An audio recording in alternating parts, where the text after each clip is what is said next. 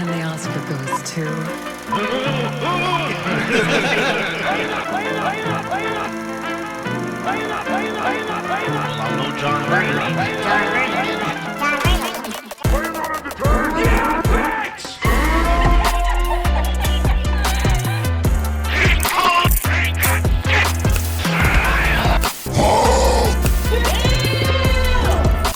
Say my name. I thought it was mid. Are you the darkness is your eye? You merely adopted the dark. I was born in it. I don't have friends. I got family. And now for our feature presentation. To Cinema with Love.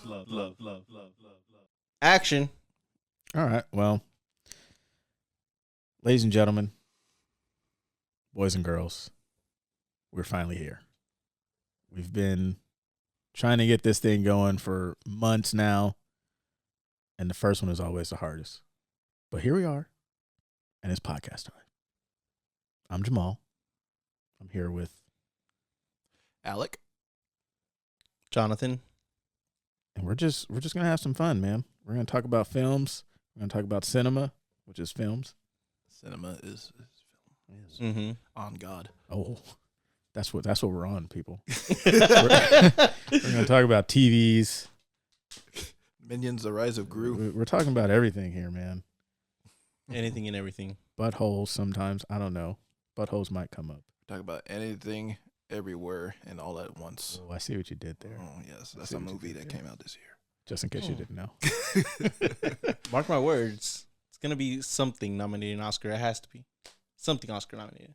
I'd be surprised. It's pretty out there, Mm-hmm. but I would like it for it to be nominated for something or anything. That's what I'm saying. Like something. Anything. Anything. Everything. I guess we'll find out, man.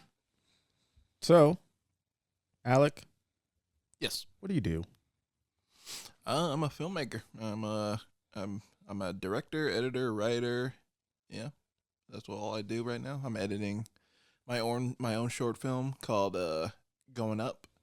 That should be due out sometime later this year, and I'm also editing another project called Positive. Oh, because he's positively. I didn't have anything. I'm positively good. Oh, I like that. I like that. What made you want to make movies and stuff? Back when I was way younger, like one of the first movie experiences I ever had was watching Spider-Man back in 2002.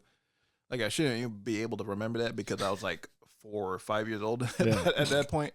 But yeah, I remember that watching that very vividly, and my parents would take me to the movies like pretty much every weekend to like just check out something, maybe like whatever new superhero movie or like Pixar movies coming out. Nice. And then then we had a bunch of movies here at home, laser discs and stuff like that. I watched those a lot. People, he just dropped a laser disc. I was just gonna say like that word just like hit, like For young people that don't know what laser discs are, they're basically DVDs but bigger. Like they're about as big as the size of like a pizza, Oh, like a whole pizza. And and you put them in a laser disc player, and sometimes you gotta like flip the disc around so you can watch the rest of the movie. Because back in the day, they didn't have that much data on their disc. they're like floppy disks. Another thing kids won't know. They're like, what the hell? Is this it's a floppy disk. Exactly. But yeah, then I watched a bunch of movies. I made little tiny films when I was a kid, and then I didn't really take it seriously that much. So then I watched the film Drive. Remember Drive 2011 with Ryan Gosling.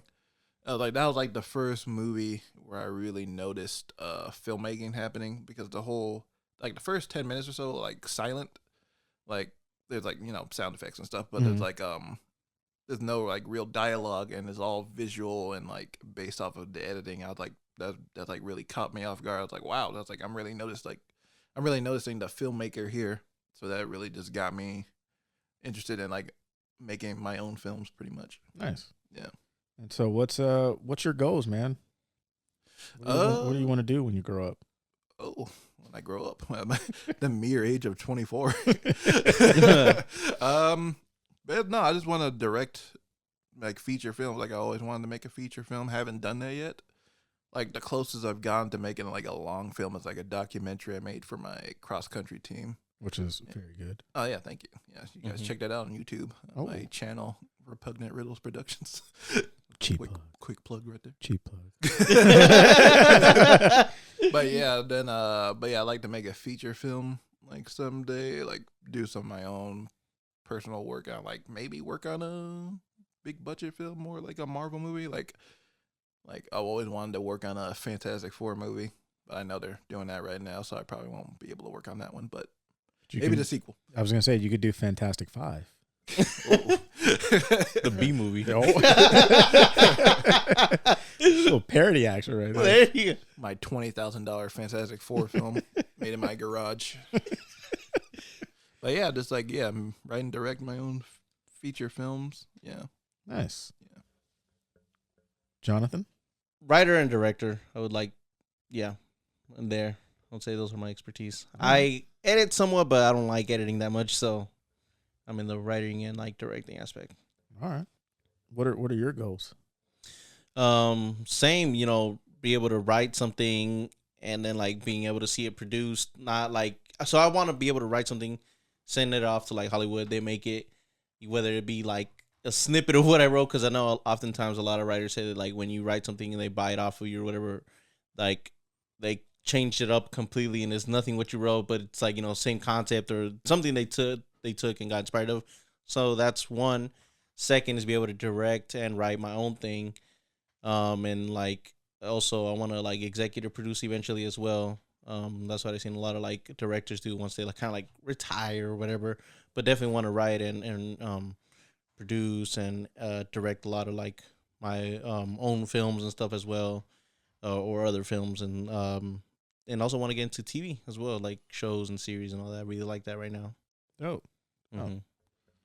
Yeah, I'm kind of the same. Like I like to write. I started out as an editor back in high school. I was working on like Windows Movie Maker, and I would just burn DVDs of stuff. I was like, oh, this is kind of fun. And then me and my friends made like a Jackass type movie. It's called Sav, Stupid Ass Videos. It's greatest hits. It was amazing. Sad forever. Yeah, I got that shit tattooed on me. It's like a tramp stamp. But then I went back to school in 2016, which I'm sure we'll probably talk about. And that's when like I kind of started writing. And I was like, oh, this is kind of fun. And so I think for me, like writing and editing, directing is cool, but I think writing is probably more where I want to be at. But I'm also thinking about trying acting. I like being in front of the camera. I think it's fun.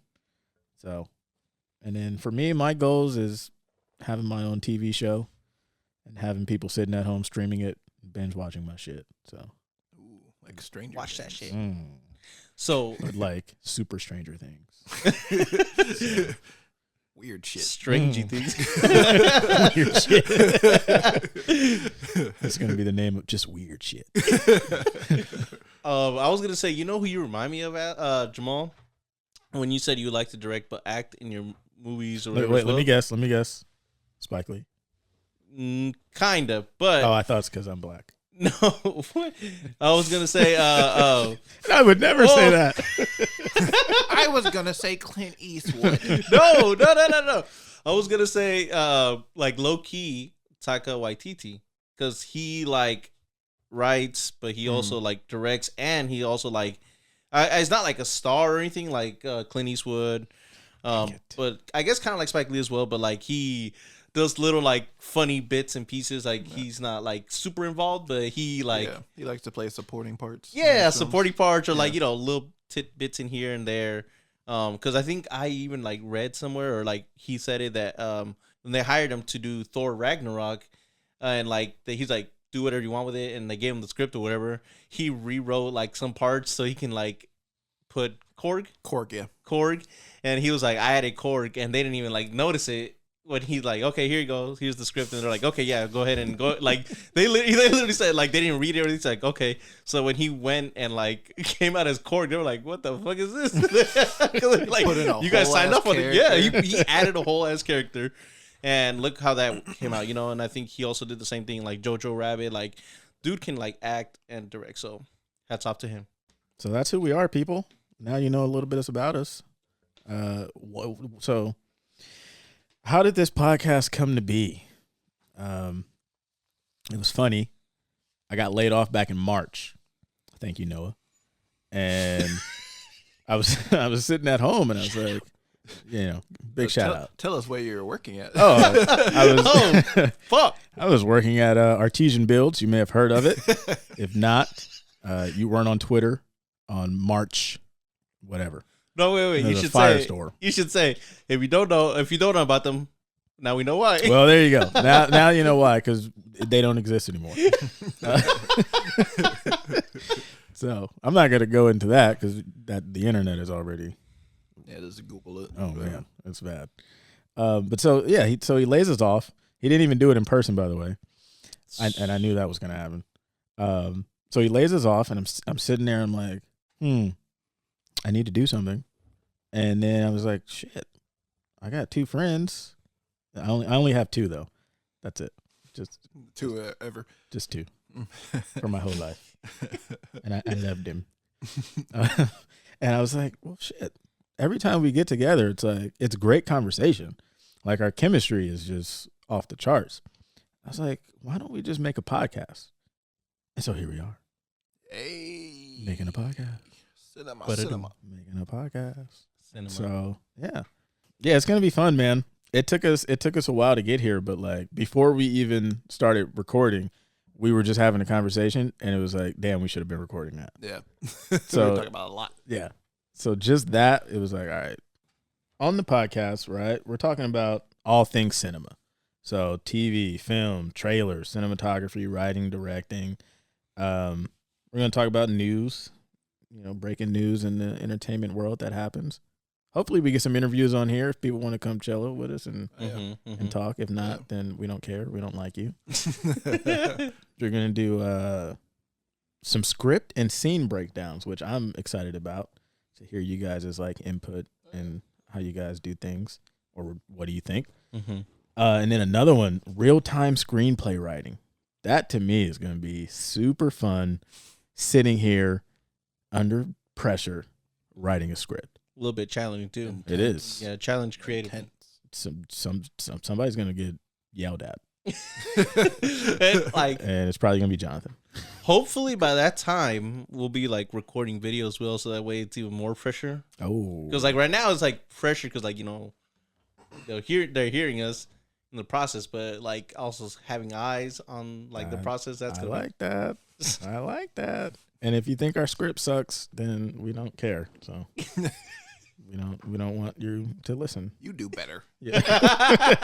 Yeah. Have eyes and mics on you. How about that? Yeah, you do better than what we do. But yeah, we got like a bunch of fun stuff that that we're planning on doing here that we can't wait to share and get going, man. Yep. So I think it's time to get it rolling. Cool. Let's go. So Jonathan has decided that he wants to do the news. Ooh, okay. I'll be the news so segment. He wants to be our anchor. See what I did there? That was a nice little play on words. So what do you got for us? What's happening in the entertainment world? Well, I'm no John Burgundy. You mean Ron Burgundy? Ron Burgundy. Oh, fuck. Crickets. Jesus Christ. Oh, brother, this guy stinks. Already a goddamn flop. John Burgundy. I was like, if we had John Burgundy, if I'm we not had Ron Burgundy. If we had video, you should have saw how confident he was too. he was like, He did like a Superman pose. I was like, fist on hip. and he held it for like a good 10 seconds. Then I realized, wait, what's he talking about? Oh, Ron Burgundy. I was waiting for applause and everything, but it did not go how I planned. Okay. So first thing on the docket, Black Panther 2, the team has like officially released concept arts. I don't know if you guys have seen it I saw or on Twitter earlier. Yeah. I have not. So if you want, you can actually go to Twitter right now so you can see what I'm talking about. But and I'll even send it to you. Yeah, do that. Or on Twitter, they released a lot of like concept art for the new Black Panther movie that's supposed to be coming out, and I wanted to talk a little bit about it. I think it was more of a leak than like an official. Oh, was it? Release? Yeah. Oh but, snap! Because what I found it was on their like Black Panther official page, but maybe like you said, maybe it got leaked and then they like, okay, well, might as well just release it. Yeah. What did I want to talk about? So, if you guys have seen the concept art, if not, go to, like I said, the Black Panther 2 page. But what I want to talk about was the villain, the Namor villain, right? Yeah. So for those of you that don't know, he's supposed to be this like I guess like underwater sea, like basically I see it as the equivalent of Aquaman in the Marvel universe. Aquaman, but more of a hard ass, like more of a badass than Aquaman is. Like, So you're saying Aquaman's not a badass? I mean, as of recent, no, Aquaman's cool in the comic books, but Yeah. Namor is more of a he's more on the anti-hero side. So he's not like a full-on villain, right? He's like an anti-hero kind of type thing. Yeah. Okay. Like there's some comics where he is a bad guy, but yeah, he's mainly an anti-hero for the most part. Okay, and from what I'm hearing, like, T'Challa and like Namor are like rivals or something like that. From what I know in like the comic books and all that, so that's what they're saying. Like Kings of their kingdoms. yeah. So it's that's basically like the villain for that movie. I guess they announced in Black Panther 2, Wakanda Forever, and what I liked was that they showed how they were gonna make Namor look, and what I liked was how he had that very like Aztec and like very like Mayan ancient yeah. type of look, almost like it's like Atlantis. It was they didn't make it look like how they did in like the DC and how they made like Aquaman look like a mermaid and all that. They went with like the full on like merman. Sorry, Be correct now. yeah, there you go, merman and like all that. But they went with like the whole like Aztec like Atlantis type of vibe and look, and it just looks cool. It is accurate to how he looks in the comics, but yeah, it just definitely has that more Aztec Mayan look to it. Mm-hmm. I'm happy they kept the wings on his feet. Yeah, because that's a trademark of his. I didn't think they were gonna do that because I guess it could be silly. Yeah, but they actually did it kind of Yeah. cool. Yeah, They made it look like almost like I don't know, like with gold and everything. It looks really dope. I love what they did with it. Yes. But yeah, and they also shared some I guess like pictures of like I don't know if it's like real, but like the female Black Panther, I guess. But sister and what's her name? Okoye. Yeah. Like the leader of their army. Yeah. Yeah. So I'm excited for whatever that's gonna happen. It's looking good, and like I saw a lot of like people tweeting about it and all that and saying like how they're like still not over like the whole Chadwick Boseman passing. Yeah, passing and like it's not gonna be the same. And yeah, it's like how can you go on from something like that? It's like it's tough. It's tough. They've been put in a tough position. To me, I'm looking forward to the movie just because I'm curious to see how they like get over this massive issue of their main actor passing. But like I think they could have recasted the role. You think they could have? They could have, yeah, because from what I remember, like Chadwick didn't tell of his illness because he didn't want to make the whole thing about him. Like he wants it to be more about the character than anything, because he knows the character is greater than himself. Not that he wasn't a great man or anything. Yeah, but like he had like great actor. High respect. Really. Who would you replace him with? Yeah. Oh, because for you guys that don't know, Alec has this really great talent of being able to like cast people and like has really good like I guess like ways to back it up and all that. That's a good one. Mm-hmm. I know we put you on the spot, but like if you can't think of anything at the moment, that's fine. Yeah, we can come back if you need time. Uh, Time's up. We need it now. There's an actor. I can't remember his name right now, but he was like he was in the movie The First Purge, and that part of the Purge franchise. He was like He's like a really cool action kind of like main character. He's also on Insecure. I can't think of his name right now. What's the name of the? We're checking right now. Yeah, what's the name of the one girl Look up. from Joe Rogan Experience? Jamal. Jamie, pull that up. Yeah. We don't have a Jamie right now, so if you want to be our Jamie, are you I got him. Edwin Hodge? No, his name is kind of got an interesting name. I was just cause Yalan Noel. There you go. Yalan Yalan Noel. Noel. Say yeah. Yeah, like hell no, he has the build. Oh, yeah, He's yeah. he's got the charismatic acting, kind of like charisma to him, and I think I feel like he would bring like a lot to the role. He's a handsome fella. Yeah, Okay, I could see that. he'd be pretty good at it. But yeah, it's gonna be hard to it'll be hard to see like someone in the role other than Chadwick, but Right. to continue that, just like I don't know, let that character just go away would be a mistake in my opinion. See, I was thinking like Tracy Morgan would have been great. Jason Morgan, Kevin Hart, Yeah. Kevin Hart. current day Eddie Murphy. Oh Lord.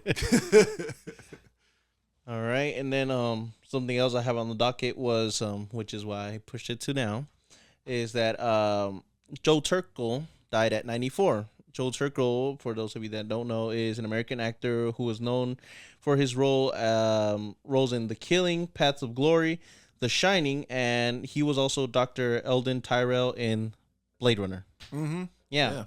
So his family announced Turkel had died on Monday at Providence St. John's Health Center in Santa Monica. Most people actually remember Turkel from as the bartender in The Shining. So, yeah, his like, I guess that was like what most people remember him in, and as like the bartender in The Shining, because a lot of like things that I was reading in posts and all that were like the bartender in The Shining dies and all that. But I was doing a little bit of research on him and was like, he was in like a crazy amount of films in all his life and like did a bunch of like black and white movies and all that. So he had like a really, really good, I guess like filmography. Yeah. And one thing, Kubrick movies. Yeah. And so one thing that I learned was how he got into like Stanley Kubrick's movies, which was pretty interesting.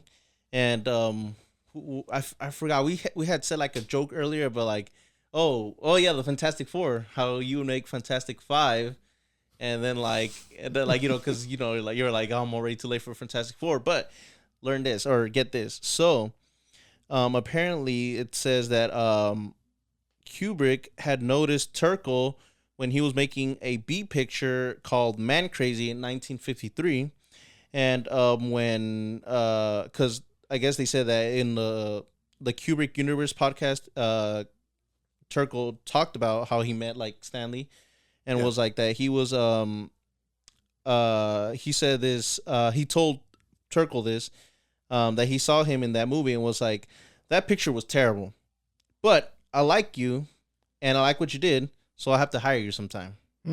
So that's how he kind of got it. Yeah, so from watching one of his like, I guess like B movies, like spoof parody movies, whatever you guys want to call it, he got hired into like one of like Stanley Kubrick's movies and like slowly worked his way up to like the bartender one, because I think he worked on like 2 other Stanley Kubrick movies, but it was like just like very like what do you call them, like low budget? No, like low casted, like he didn't have any lines or any stuff like that. Small supporting roles and all that. And then like that the bartender scene or like part in The Shining was like where he actually finally got lines. And he was like, I was super nervous about it and all that. I think he had like a total like 93 lines or something like that. It was just like a very short scene, but it was still like, he was like, wow, this is my time to shine. Get what I did there? Oh, okay. But yeah. It's because it's called The Shining. Oh. He had a very distinct look to him. And he was really great in that role because he brought the right amount of creepiness to it. Yeah. Yeah, they did a really, really good job with that. And forgot he was in Blade Runner too. He reminded me of like, oh yeah, he's the head of the company. Yeah, his eyes gouged out by the bad guy. He was born for that role. Well, no, that's sad that he passed. But yeah. R.I.P. to him. Mm-hmm. Yeah, and then that's the 2 that I brought for today. What are you guys watching right now? What's got your attention? Like it happened. Like, well, right now I'm watching The Boys, Amazon Prime's The Boys, the superhero show, the dark superhero show. I started that, and I wasn't really paying attention to it. And then I got to the scene where the guy, he's talking to the girl. I don't know their names yet, but he's like the guy. Is, Spoiler alert. Okay, yeah, spoiler For alert. anybody, yeah. That's gonna happen a lot here. So if you don't want to be And spoiled, probably trigger warning. I don't know. yeah. Oh, whatever. All the warnings out. It's the scene where like the guy is standing there and he's got his ass out, Oh yeah. and like He's exposing himself to to the girl. He's like, you got if you want to be accepted or be one of the 6. Yeah. And I I'm remember. and so I'm not watching it, and then I look up. And I'm like, what is going on here? And you Oh, just see some Chase white Crawford's cheeks. ass. Some white ass cheeks. So, needless to say, ass is what got my attention on that show. So, Oh yeah, that's an insane show. It's really insane right now. The third season, probably the best they've done so far. Damn. And there's Okay. like one more episode like this upcoming week, and I'm really excited. Are they for it. releasing like new episode every kind of like day type of thing? Yeah, like Or not every day, sorry, every week. well, yeah. The first day the third season premiered, they released 3 episodes. Oh wow. So, but yeah, it's like week after that was weekly. So like once a Okay. week, yeah. do you guys like that where it's like a show releases all episodes, or it's like a weekly? I prefer weekly because like I don't know, binging is cool for like older shows and stuff, but like you get to a certain point where that stuff just kind of melds together. Mm-hmm. So I'm just kind of like I just feel brain dead at a certain point. And then like I don't know, then it feels like a competition to like see like who can get to the end first. Yeah, And yeah. I'm like I don't want to do that.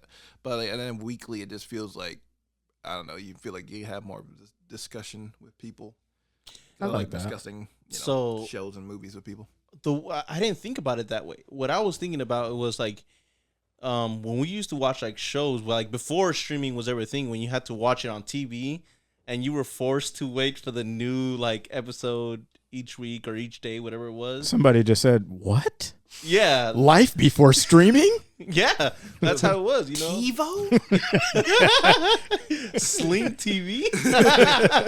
Yeah. But that's what we had to like endure like in our childhoods and all that when we used to watch like a show that we used to love and all that. We would have to wait every day or like or every week for that new episode to drop. So that's kind of like what they're bringing it back to, and that's kind of what I get. I don't know if that's why I kind of like that, and also like a little bit of what Alex said of like being able to enjoy it a little bit more. Because if you binge watch it, you don't really like get to like really enjoy everything, and like you said, just kind of melts your brain. You're like, you just mush it all together. Like, okay. I like binge watching. I like being able to just kind of go through the story. Mm-hmm. Not saying that I'll forget like week to week, Right. but it watching it weekly, it does build that anticipation of just like, man, I can't miss like this show. Mm-hmm. But I think for binging, like I like being able to just sit there and like, okay, I can watch 3 episodes and I can be done today. Yep. And then I can come back like 2 days later and then watch like another 2. Mm-hmm. Maybe I'm just impatient now because I'm old. I don't know. A little bit. Well, you didn't have No, to. not like you. No, I don't know. I'm not like pointing. Like, you yeah, he has no patience. No, I'm not Just like none. pointing you out, but like I have noticed that too. Like I don't know, but yeah, It's about myself too. yeah, recently, like even though that's kind of more of a binge show, but like Stranger Things, they recently just did a like a model where they stream the first 7 episodes of like this new season that they have right now, 4th season, and then like They did it in like 2 parts. yeah, right? 2 parts, and like a month later, like the last 2 episodes came out. And I was like, okay, imagine if they just like stuck with the binging thing, and everybody in the world watched it in like one weekend. Yeah. And then they were like, "Oh wow, that was so great!" And then they just move on Yeah. in the next week. But now, like with that month gap between volumes, it's like, "Oh my god, I can't wait to watch this finale of the season." So like, everybody just talking about it and like hyping it up. So there's only 2 episodes in the Yeah. Yeah. For the Really? part 2. Yeah. I was Because- surprised too. because I just started Yeah. like season 4. I think I'm on like episode 3 or 4. Yeah. It's great, by the way. Yeah. And I was thinking, oh, it's- Hour-long episodes too. I love that though. But I was No, thinking, I love it too, yeah. I was thinking it was going to be like, oh, part 2, we got like another 8 or however. no, much. part Yeah, 2 me is too. like Me too. it's like the 8th episode is like an hour and a half, and then like the last episode is like over 5 hours. like 2.5 hours. Like, cinema. It's like 2.5 hours long. Like so, like it's like a legit like movie. Okay, so you get your fix pretty much. Yeah, pretty much it. Okay, I do like the break though, like you said, where it's like that month, because it's like everybody's gonna watch Stranger Things, and then it's like we're gonna make you wait a month for the finale. It feels like an event more than anything. Yeah. Yeah.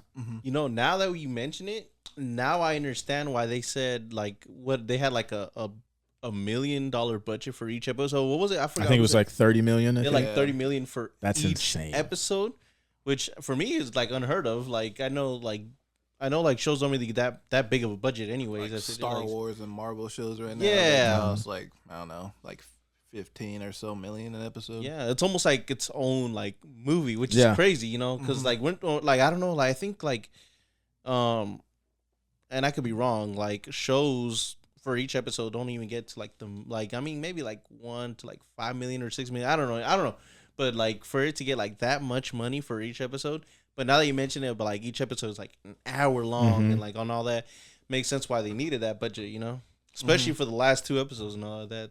I still haven't gotten there, but I'm on my way. It looks great though. Like the last, the way the last episode ended, definitely gonna like have a even bigger budget in the next season. I was gonna say they're doing season 5, right? Yeah, that'll be probably No. the final one. That'll probably Really? be the final one. Yeah, They kind of have to. Season 5? yeah. I mean, these kids are like they're not kids anymore. No, because I thought this was like the end for the show. They're gonna do one more. So, now that I remember, so I wanted to bring up one thing. The whole reason or like thing that I've noticed too that why they did the whole like releasing one episode instead of like binge watching, it's almost to entrap people to subscribe to their thing. Because if you binge watch, you know how they give you like the 30-day trial? If you binge watch like a show, you're like, oh, I'm just here to watch like The Office or just here to watch Stranger Things, right? And they get the 30-day trial. You're like, I could binge watch that whole show, which is like the only thing that I want to watch off of Netflix. Cause I'm sorry, Netflix, but right now you have been dropping garbage except for like Stranger Things. I'm sorry. This is my personal podcast opinion. is not sponsored by Netflix. But like, Sponsored by Hulu. We're not sponsored by Hulu. They had a lot of potential.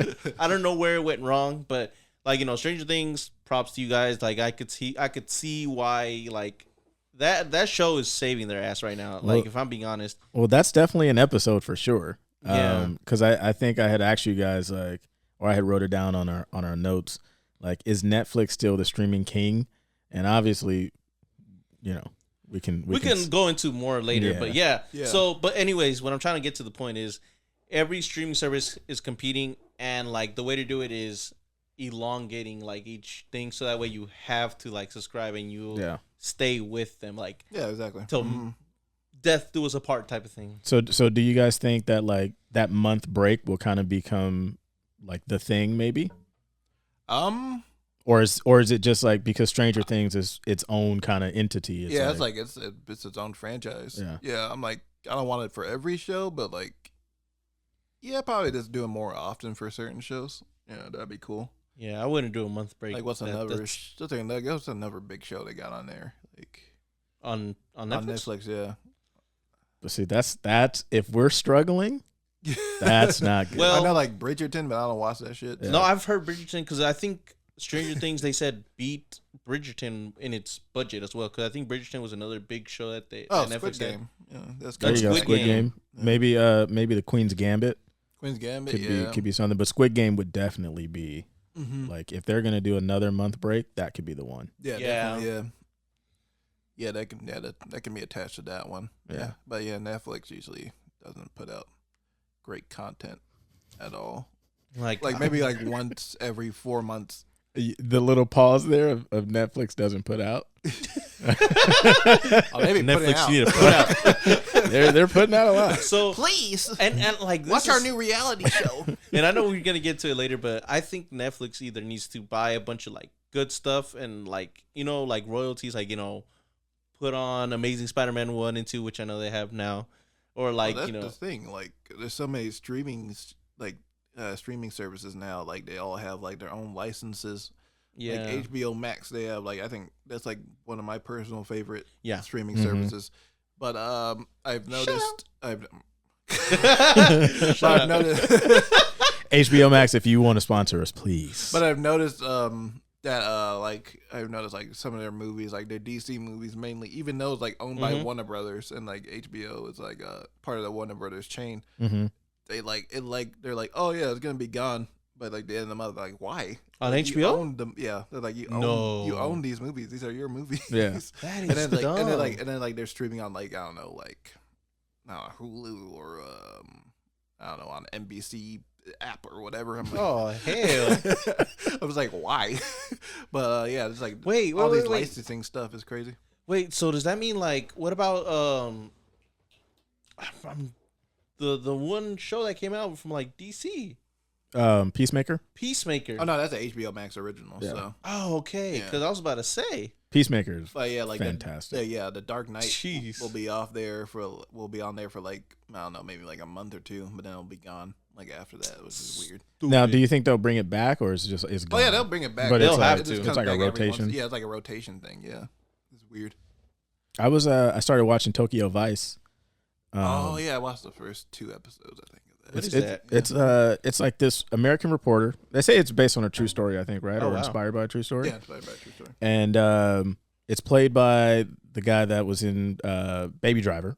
Ansel Elgort. Mm-hmm. Yeah. And it took me a while to like remember that he was Baby in Baby Driver because he's got like long hair in Tokyo Vice. He Oh, doesn't have wow. the glasses on, and I'm like, this guy looks familiar. Yeah. And so I Google him and it's like, oh, that's Baby from Baby Driver. Hold on. Most notably known in West Side Story.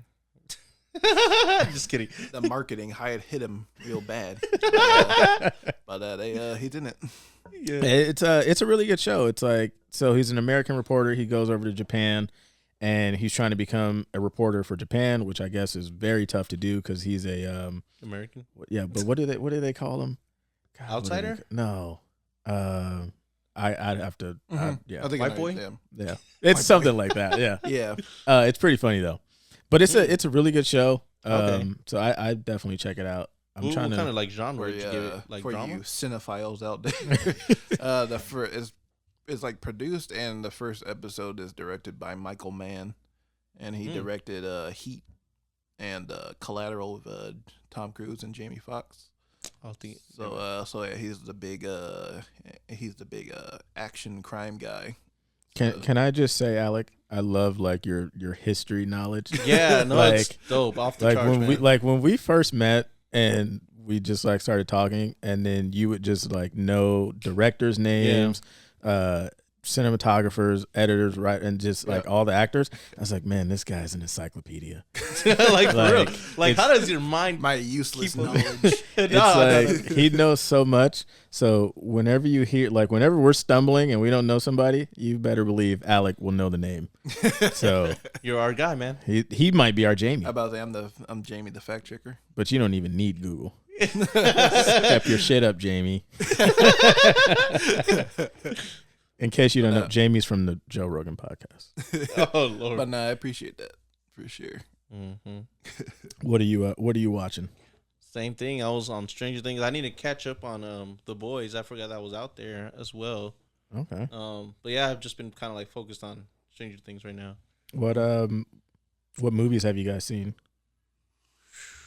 I Let me saw pull it Top up. Gun. Oh, Saw Top Gun. I thought you that saw I Top thought that Gun. was dope. I watched the Yeah. first one. I went and saw it last Sunday, and so I watched the first one Saturday night. And I'm sitting there. I'm like, damn, this is kind of quick. Mm-hmm. Like we get to the flight training or whatever they were doing, and then I knew Goose was gonna die, and then Goose dies, and I think I called it like the scene before. I'm like, oh, Goose is gonna die, Yeah. and then like the very next scene, oh, Goose is dead, and so I'm like, okay. Then they do the flying. Him and Ice are friends. I'm like, okay, that wasn't much there, but then Maverick, Top Gun Maverick. Yeah. Man, that's some good shit, man. That's some good shit. I was amazed by that movie. Yeah. Like all the just like I don't know, like I have a thing with sequels Mhm. where I'm just like, I'm usually expecting okay, it's gonna be the same thing as before, but like I like sequels that expand on the lore Yeah. of like the world that they built in the first one, Yeah. and I felt like this felt like a realistic continuation of the Maverick character I like that I didn't that. really expect. Because it felt just like he was, like you said, like realistic. Mm-hmm. Like he's not the young Maverick, but he still has his knowledge and Yeah. he's still good. Mm-hmm. Right. And seeing like what's the name, like Miles Teller was jacked. Yep. Mm-hmm. Like, he was jacked. I just remember him from like Whiplash, like being like the scrawny Yeah. kid. Mm-hmm. But then you see him in Top Gun, you're like, man, He did his homework. Blonde hair, mustache, and He did his homework. now he's considered a hottie. I think it was like trending or something. Yeah, he around- was. Yeah. Mhm. They were like, "Oh my god, when did Miles Teller get hot?" he's like, I thought I was always hot. If you didn't let me have my whiplash years, He just needed some gains. He was pumping the iron. But He no, was- I thought he was great too. yeah. Had a great current chemistry with Tom Cruise. I that was crazy. thought the cast was really good. yeah, I think everything. I think Yeah. all of them, like, they had a good chemistry. Mm-hmm. And then one thing I'll give Tom Cruise for sure is that he's so dedicated Mm-hmm. to his movie. Yeah. To the point Oh, where yeah. he's flying legit jet. Yeah, like Like all the actors did, because they all did like flight training and stuff like that. But like, yeah, it's really cool. it felt like in the theaters, like, okay, this is an action movie. Mm-hmm. Because I haven't seen, I don't know the last action movie I watched in the theaters. Yeah. So I'm sitting there and I'm watching like, damn, this is like Mm-hmm. like when he does that course Yeah. and it's like he gets kicked out, but he comes back and you're just like, oh man, he's about to kill that shit.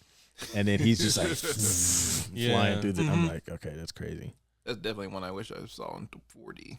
That would have been Yeah. incredible. yeah. Mm-hmm. It would have just been like, oh. I wonder if somebody saw it in 4D and they passed out. I'm experiencing 5Gs. Just sitting there in their flight when they go up the fucking the hill and they're just.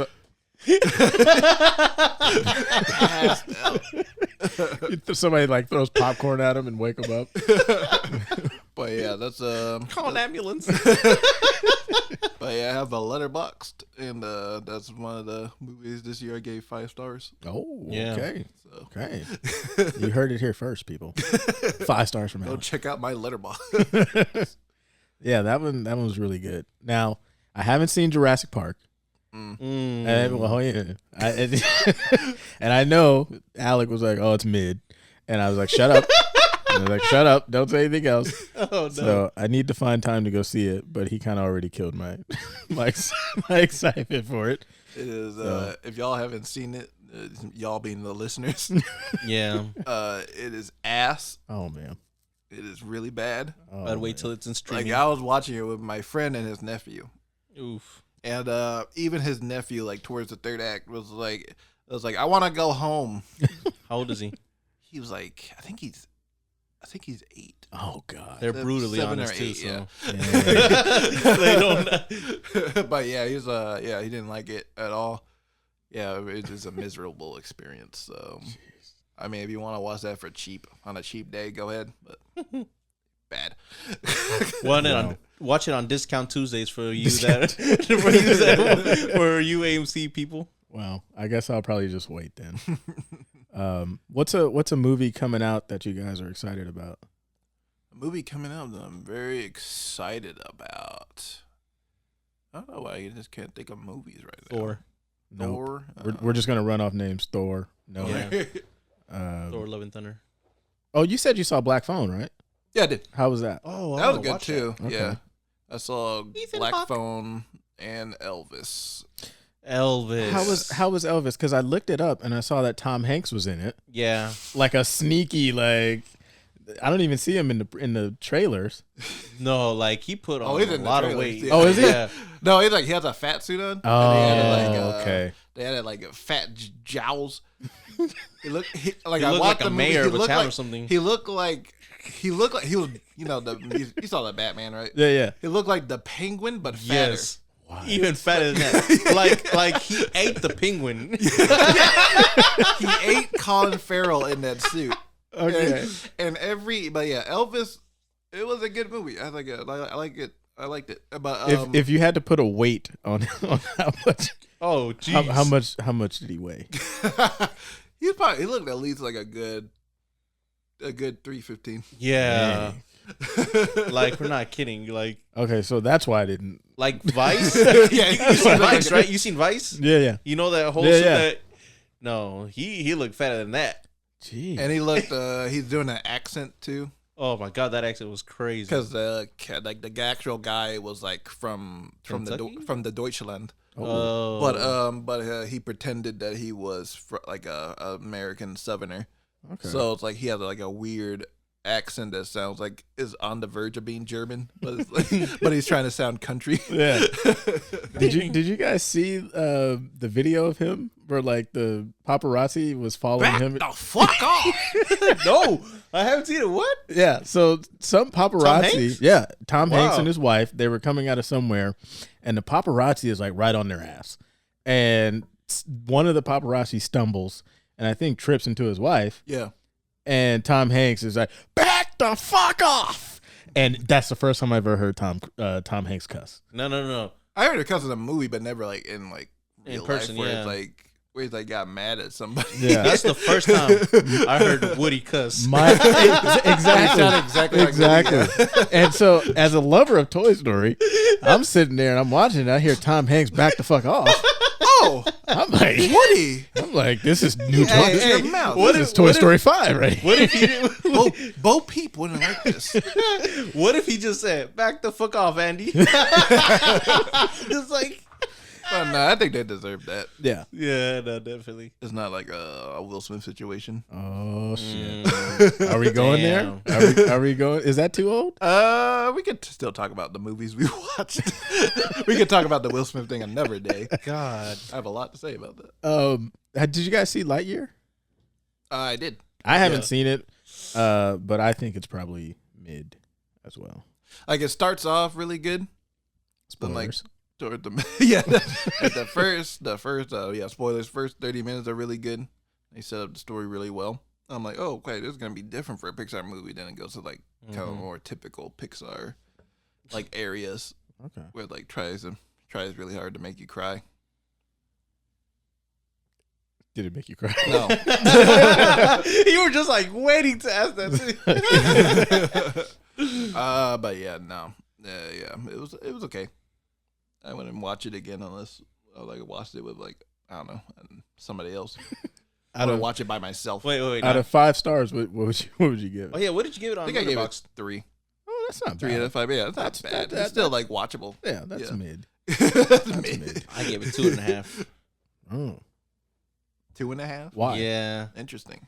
cause like kind of like how Alex said, like in the beginning, it was like start off well, and then like out of nowhere, it just kind of like dropped. It was like a roller coaster. It went like this, and then like just stayed like this. Mm. But to be fair, I didn't even finish watching it. Like I had to leave because at the time we were out with my family and we were like, we need something to do to waste like an hour or so, or like, you know, because my sister went to go watch like some anime movie, so me and my older brother was like, we want to watch something that we don't really like care about leaving in the middle of, and we were like, well, I'm not crazy about Buzz Lightyear because I don't know anybody at the time was like crazy to watch it. You know, it's like Yeah. it wasn't even like Yeah. hyped, or I don't know if it was like the marketing, but it just something about Lightyear was not there. Like they didn't even like push it or promote it as hard. So do you think that they knew it was not going to be received well? I don't know because Pixar, I don't know, not more a Disney thing than anything, because Disney movies have been, since the pandemic started, they've been releasing Pixar movies on Disney Plus. I saw something about that. Yeah, so I think Lightyear is like the first Pixar movie since the pandemic started Yeah. to be released in theaters. Mm. So I don't know if they like people were just like, well, I'm just gonna wait for it to be on Disney Plus, Yeah. or I'm not sure when that's because I feel like since it's connected to Toy Story in a way, I feel like it would have been more successful. You know, You would think. Mhm. So one thing that I was like reading and like seeing people, somebody talk about like the journey to like Buzz Lightyear, right? And how they were basically set up for failure because one, when they first talked about doing a Buzz Lightyear movie, everybody was confused because everybody was like, So Toy Story 5, or was it like a solo movie? Yeah, they're curious. And like, where is it in the timeline? yeah. So everybody had like questions about How it. do I know what happened? And so like it was hard for them to explain. It was like, no, we're just gonna focus on like a concept of like, it's like It's the a movie reality of within a a movie. reality. Yeah. Yeah. And so for that, for like people were like, huh? Like people really didn't understand that. So there was That's not One Tim failure. Allen. That's Chris Evans. that's the number 2 thing. Captain America. A lot of people were upset that Tim Allen was not casted. I was one of them. Yeah. America's favorite dad, Tim Allen. Don't mess up my Toy Story. So there was that I read that like a lot of people were upset. So that's why they kind of like boycotted watching the movie because they were like, Tim Allen. Yeah. And like the guy, when he was talking about it, he's like, why wouldn't you cast Tim Allen? If he's such an iconic person to that character, I understand what they were trying to go for. Of like, no, because not really that Toy Story, because it's like, like a version of that, but not really. But anyways, but they should have still kept it just for like the fans' sake. Well, right? so then what if they would have did? I mean, because they just called it Lightyear, Mm-hmm. you kind of have an out. Like it doesn't have to be Andy's Buzz Lightyear. Mm-hmm. It's a toy. Yeah, right. There's a million Buzz Lightyears, so it literally could just be a different Buzz Lightyear. Yeah, true. Yeah. But if I'm Woody, how the fuck did he get a movie before me? Like, what's going on? A lot of came people- from a TV show. Yeah. And the movie, that's Toy Story 2, isn't it? I think so. came Yeah. from a TV show. Yeah. So it would have been, I don't know, Lightyear. I feel like it would have been interesting to see like a realistic Woody movie. Yeah. But also people were saying that like, why would they make the Lightyear movie if they already did a show, right? They did a cartoon show, yeah. and they did like a whole cartoon movie as well with Buzz Lightyear in it. They did this whole thing, and I think, if I'm not mistaken, it's on Disney Plus as well. Like I think they added it on there. Yeah. Oh, is it already? It was like years ago. Like this Like was the TV show that. Oh, okay. yeah, I- this I was like was- super long ago. in the This was, 90s, Like, old, yeah. I was Yeah. literally gonna go home and watch Lightyear. no. I meant like the 90s one, yeah. Yeah. And I remember because I watched it as a kid and I liked it, and I liked that. So my question was, why did they go that route? They already did that. They should have left that alone and went with something else. But I don't know if they ran out of ideas or it was just something that Money. Yeah. I don't know. Yeah, like it's an interesting concept. It could have been done better. So I personally think, and like what they were like, the guy was saying that Pixar was set up for failure because they released a bunch of stuff. Lucas, whatever you want to call it. Soul, Luca, Soul, and Red on Disney Plus. Turning red. Yeah. Or Turning Red on Disney Plus, and those, Luca was all right. I really love Soul and I really love Turning Red. Like those were like really good for me, like really top notch. Like they should have released those on theaters. I know those would have been awesome, and that's why a lot of people were like probably got used to like, oh, Pixar, oh they're gonna be streaming now. They're never gonna go on theaters. It also goes for not a Pixar movie; it's a Disney animated original, but like Encanto, because that came out in theaters first before being on Disney Plus, and that didn't do well in theaters. But when it came on Disney Plus, it exploded. Basically, one of their biggest movies now. Yeah, so it was interesting. But we don't talk about Bruno. They don't talk about no. We no. But yeah, it's interesting to see like. So I'm like, is like the Disney audience is so used to Disney Plus now. Yeah, I think that I low key think they Besides kinda, like Marvel.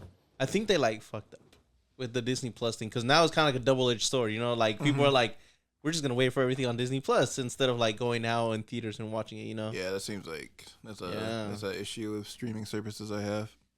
But do you guys think Pixar is trying to hold on to Toy Story? Do you think it's time to let it go? I think they could stop making them. Yeah, I think too. They could have stopped. They could have really stopped after 3. Like no spin-offs, no nothing. They should just leave it all alone. And I mean, like come up maybe with like something new. little short films here and there. Shorts. I I like like that. those. Yeah. Or like even like a little TV show they can do on Disney Plus. Mhm. It'd be like fine. the Monsters at Work. yeah, like that stuff. Yeah, that's like fine. that. Okay, But I see that. full on features. You think Yeah, those they are? could have stopped. Yeah. Toy Story 4 was fine. They should keep but- their original stuff. Like that's why I said Soul and Turning Red. Boom, man! Like if you haven't seen that, I really highly recommend it. Well, so then another question. So do you think? Because I watched Toy Story 3, and I'm thinking, okay, this is it. and I almost started crying, like when they're in the garbage, and I'm like, this is my childhood. Mm-hmm. You are now an adult.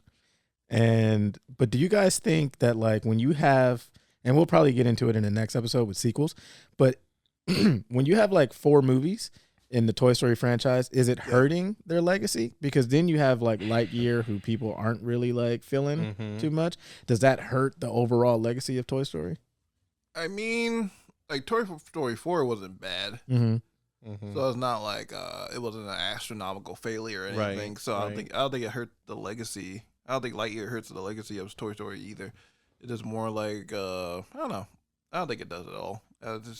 I feel like it was like more of a flop if Toy Story 4 was, and yeah, I would say that probably hurt the legacy a bit. Okay.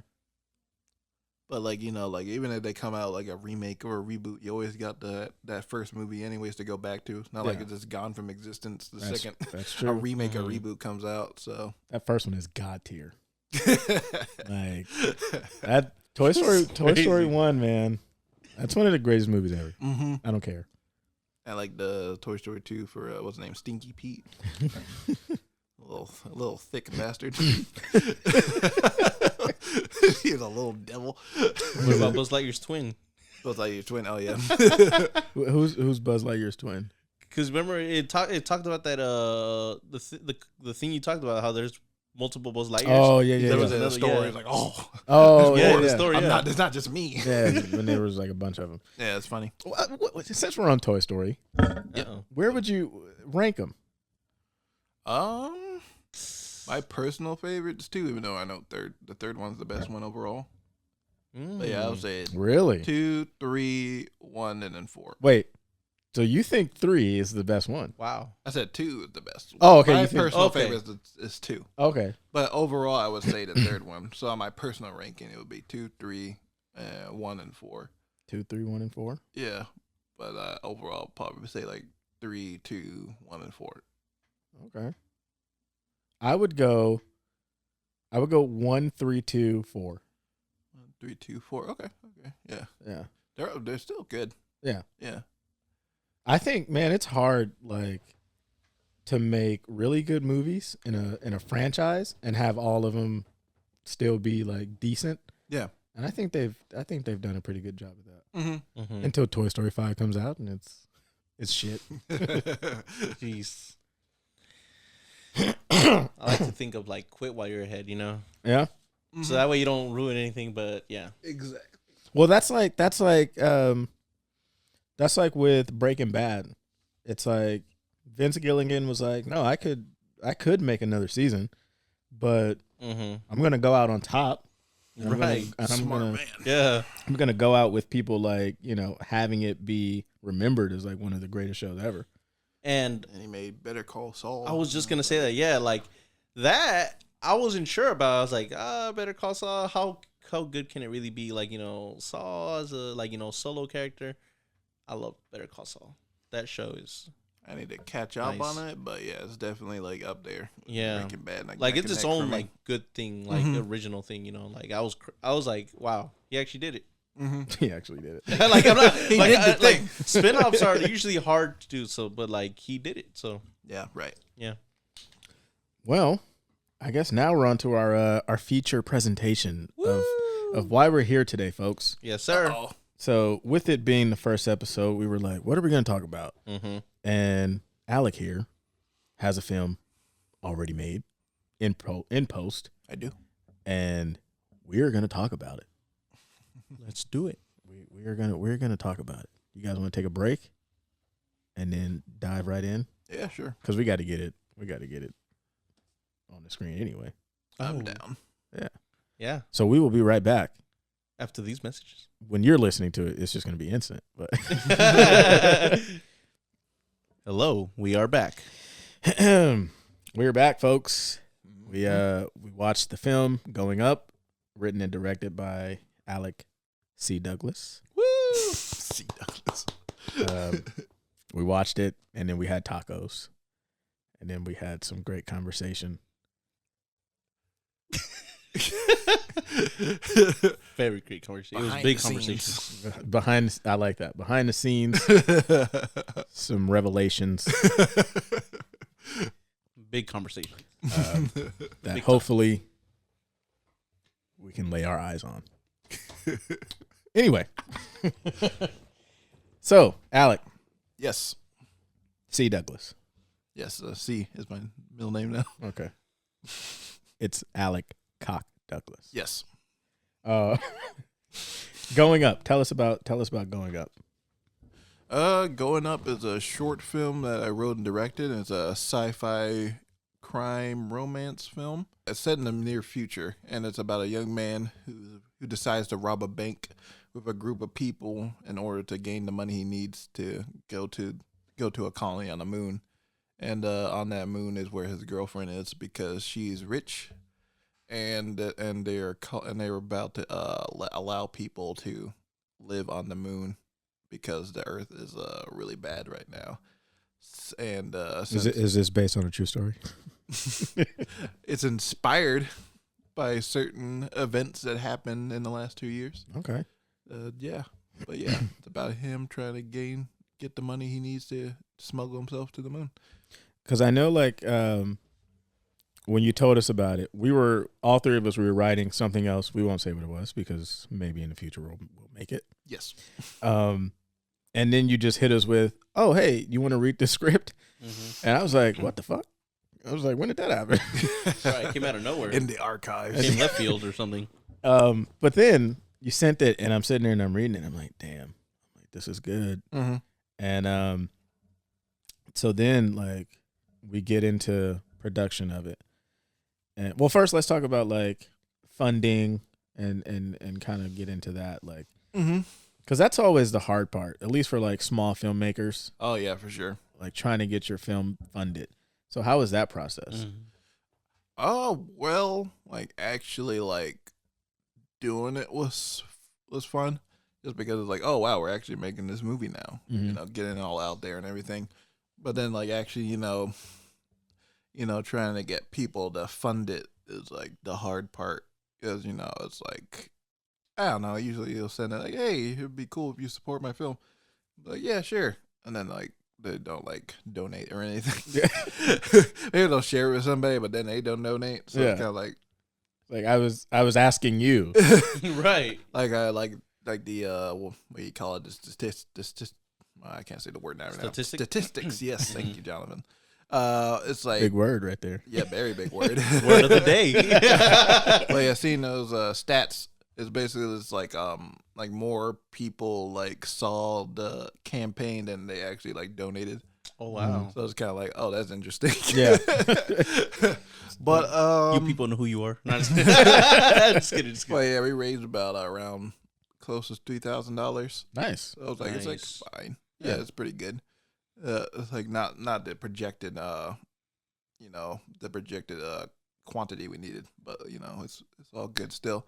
We still made the movie off of what we had. Nice. And yeah, but it was like a fun time doing it, and like filmmaking can be hard for sure, but like yeah, we have enough people around us, passionate people, and it could be a real fun time.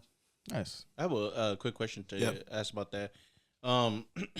What is like the biggest budget you were able to work with? Was that it, or like from your like previous works and projects they worked on? Yeah, that's probably like the biggest production I've had so far. Nice. Mm-hmm. Cool.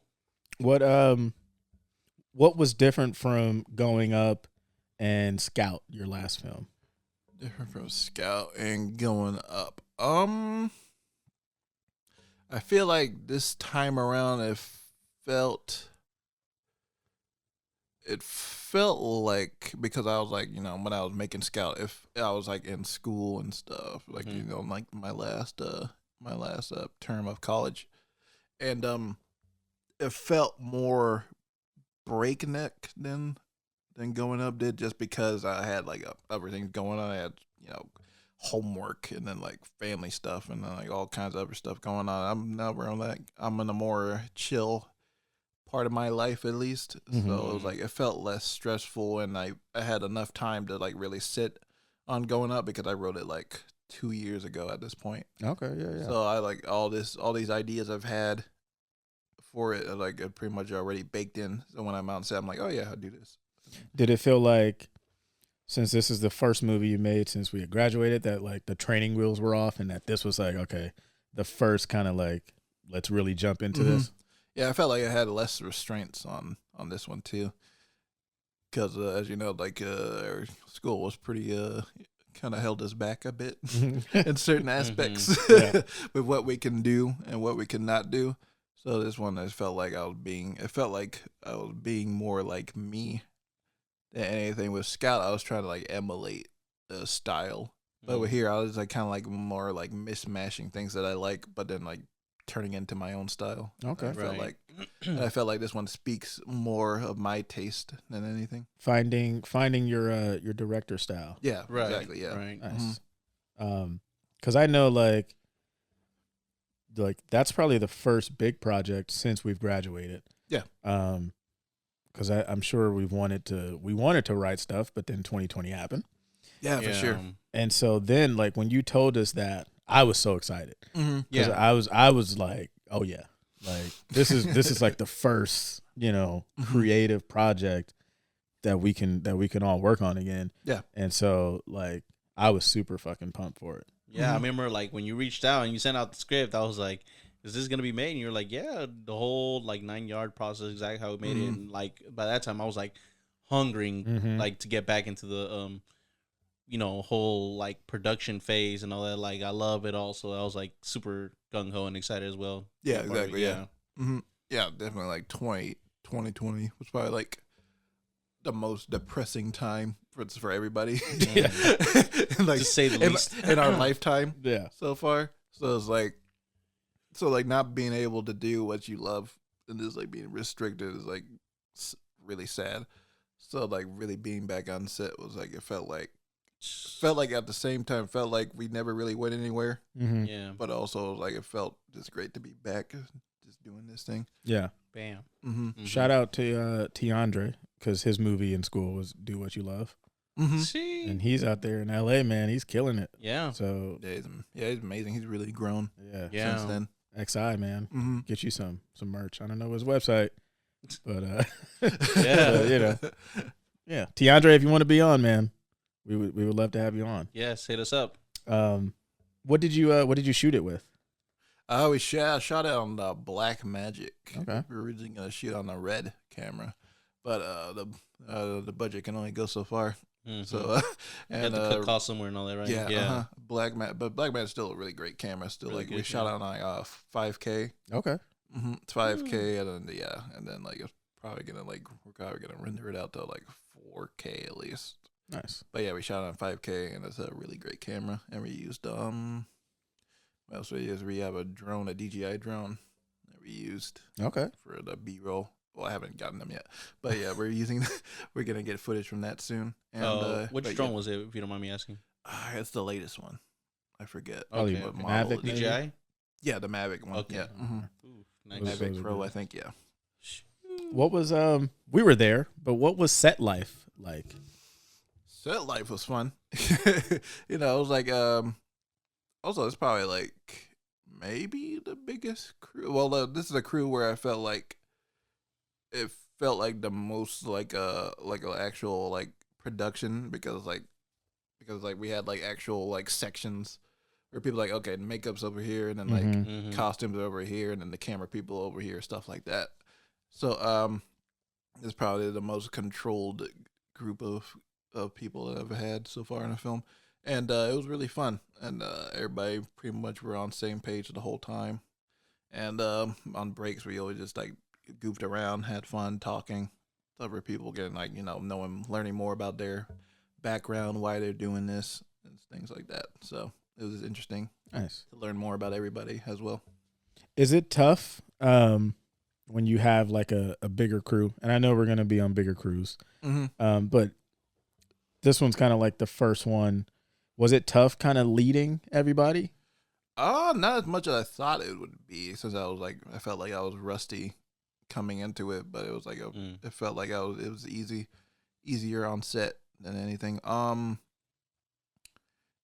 usually like when like directing, everybody's kind of like looking to you for answers because you know Right. you're pretty much like the captain of the ship, so that can be kind of daunting. Mm-hmm. But like pretty much everything you do in like pre-production is like where all the questions are answered, unless pretty much anything can happen on set. So anything, yeah, you know, you know too, Jonathan. So like anything can happen on set, things happen, and you just gotta go with the flow of it. That's what I pretty much learned. Just go with the flow of things. You can be as planned out as possible, and be prepared and everything, but like yeah, things can happen. Weirdest problems can come up. Yeah. So Like I can remember we were on the ranch. The last day we were on the ranch, and it was raining. Yeah. For like, I was like, oh shit. Yeah. I hope it's not gonna rain for the rest of the day. It's gonna be ruined. But no, it was like only like rain for like maybe like I don't know, like 30, 35 minutes, Mhm. something like that. And Yeah. it went away real quick, and then it was like sunny for the rest of the day. Yeah. So that was nice. But But yeah, it was looking pretty gloomy though. Yeah. For a little bit. there's stuff like that. Time and you never know what's gonna happen. They're like the biggest enemies of filmmaking. right. So talk to us about like kind of the pre-production, like Mhm. casting and storyboarding and all that stuff, shot listing. Now, Josh, you and Josh work well together. Yeah. Josh Martinez, he's our friend. Mhm. We like him a lot. We enjoy him. We put up with him. No, Josh is great. But yeah, tell us about like, you know, kind of from pre and that whole kind of steps. Well, I think like pretty much after I wrote the script, I got like a draft down and everything. Well, I had a friend, my friend Quinn Tyler. He lives up in Chicago. Oh, He's originally from here, but he's a screenwriter too, so we helped out on this. He like gave me notes on the script before I did like the final draft and everything. And yeah, shout out to him. He's a really great writer. But after that, I pretty much got everybody together, and then pretty much gave him told him like, oh, you're gonna do this position, you're gonna do that. Oh wait, that came out wrong. Positions what as kind in of film are you guys? positions as in film crew positions. right. But then after that, I did the whole storyboard process with my friend Marcus Lopez. He also lives around the Antioch area. He's a really talented artist, and Look him up. yeah, look him up. He's on Instagram and everything. Probably check it out on the Goin Up Instagram page. You'll find him there. Mm-hmm. Nice plug. Yeah, Going Up good. short film, and but yeah, that took about less than a month to do the storyboards. I think and it was like I think it was about like 20 pages of storyboarding, and then after that process, we just went into building up the fundraising, casting, and one of the more fun parts of pre-production is doing the lookbook mood board thing. That's pretty much where a director creates a Bible of inspirations and color palettes or costume designs that they have in mind for the film they're making. And so showing that off to everybody was cool because they're like, oh, okay. Because that's pretty much the way you get everybody on the same page of like, okay, this is what we're watching, but this is what we're doing. And there's also film influences I want them to watch to get them in the mindset of what we're trying to make. And like, okay, this is what we're watching. This is what the kind of film we're making. So cool. So no questions will be asked when we're on set.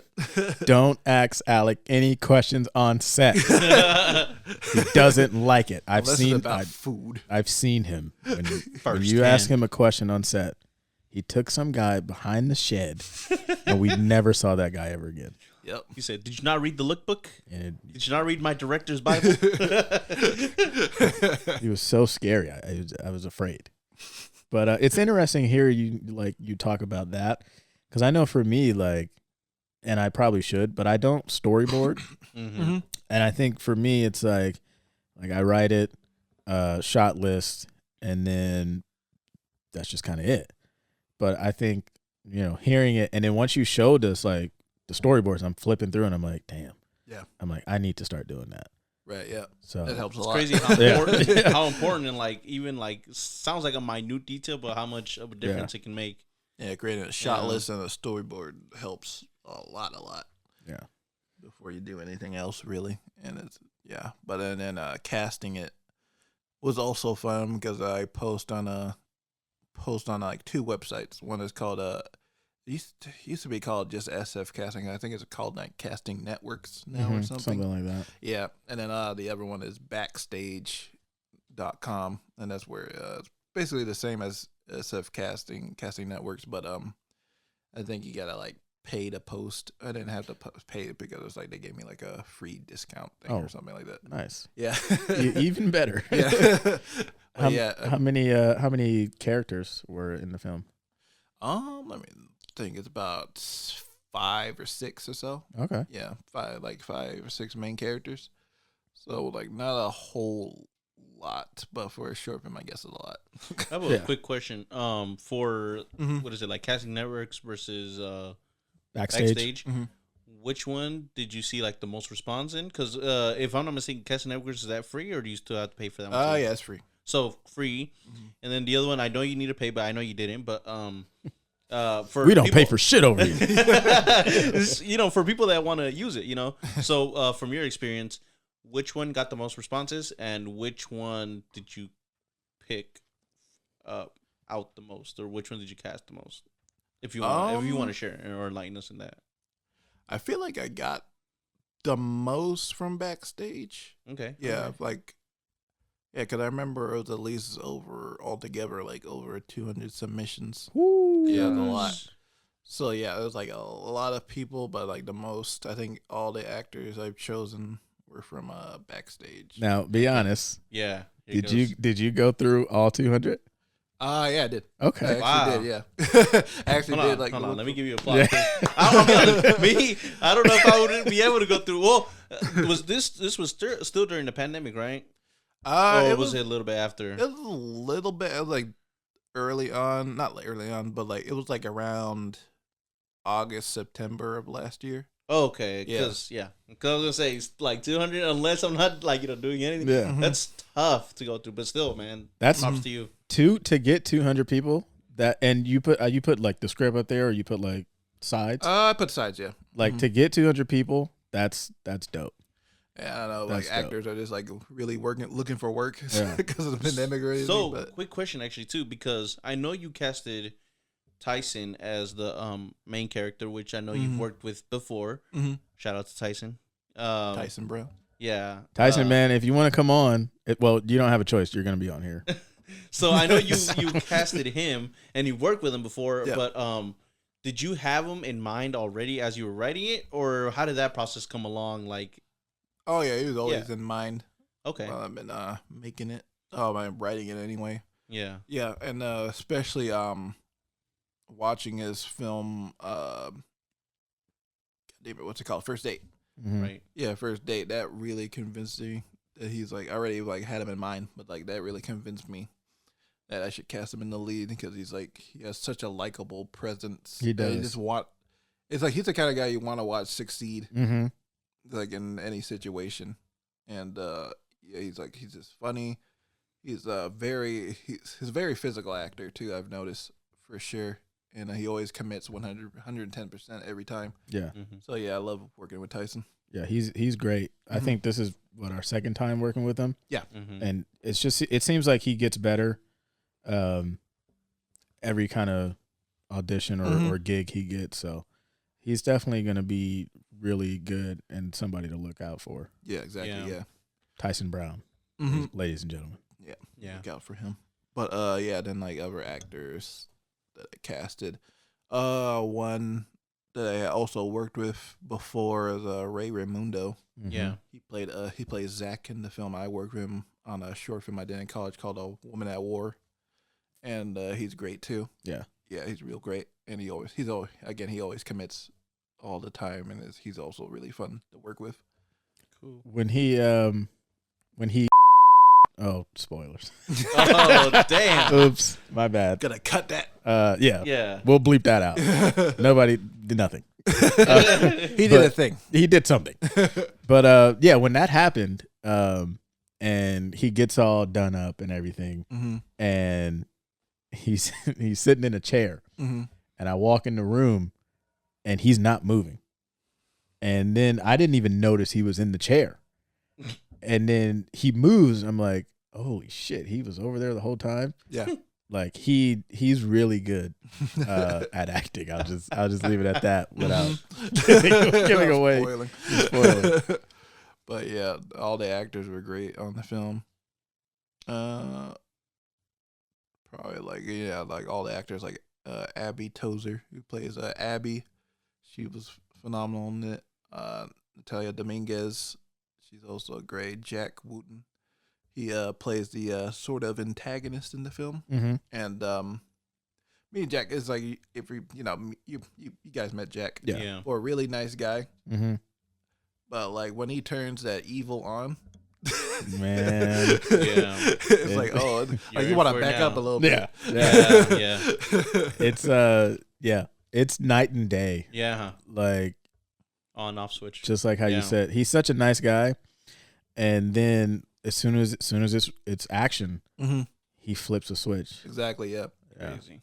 Yeah. Then watching him and Art Brown, who plays the Cume bank owner in the film, watching them go off of each other was also really fun. Yeah. Mm-hmm. You definitely casted it really good. Yeah. I also made a cameo too. Oh yeah, you are in the film. I thank you for that. It was Best performance, by the way. thank you. You know, I'm trying, man. Performance. Trying. Like when you asked me to be in it, I was super excited because I thought, oh, I'm just gonna be filming behind the scenes, and then you text me probably like 15 minutes before. It's like, oh, do you want to be in it? I was like, oh shit. I was like, yes, I do. Standing in the mirror, I got this. I don't know what I'm gonna say, but I got it. But yeah, I had fun doing it, Mm-hmm. and I think that's also kind of something that made me think, like, oh, okay, maybe. So thank Right. you, sir. Oh no, no problem at all. Thank Yeah. you. If you were standing, I'd give you a pat on the ass, but but you're sitting down. A quick tap. Yeah, not like a super long one, but just like a whoop. What did happen? It's like, oh, was that an accident? I don't know. It was an accident. There you go. Oh shit. Ooh. What would for Going Up, right? Like, what would you say your directing style was like?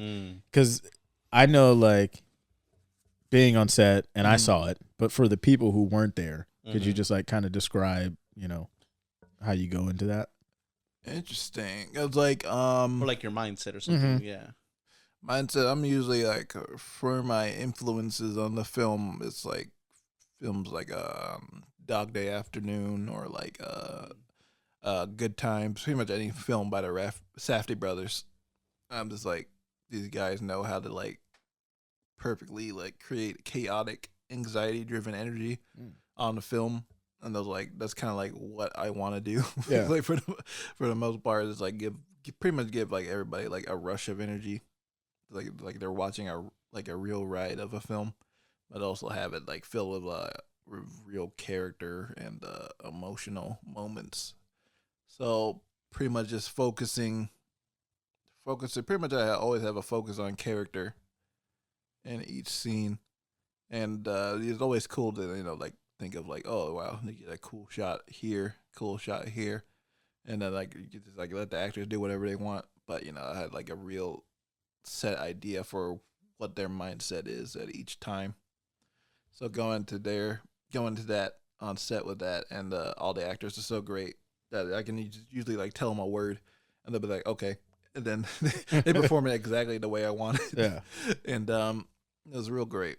And yeah, the other films I'm influenced by, going into the Clockers, I'm a big Spike Lee fan. Okay. So yeah, I always have like that kind of like, how can I make this as unique as possible, but still keep the arcs of the characters without feeling like it's just all flashy. Yeah. Mm-hmm. Was there any challenges that like you kind of, challenges or maybe like, oh man, I wish we would have kind of did this a little bit different here, after kind of sitting with it and watching it and piecing it together? Is there like something that, I think any filmmaker is always watching like a cut of the movie or something and thinking like, oh, I could have done this. Yeah. Happens every time, no matter what. Wow. Every time. But there's like